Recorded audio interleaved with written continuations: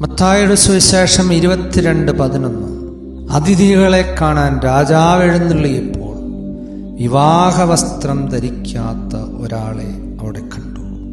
മഹാവിരുന്നിന്റെ ഉപമയിൽ സൗജന്യമായി ക്ഷണിക്കപ്പെട്ടവരിൽ ഒരുവൻ വ്യക്തിപരമായി വിവാഹവസ്ത്രം ധരിക്കാതെ വരുവാൻ ധൈര്യം കാണിച്ചു.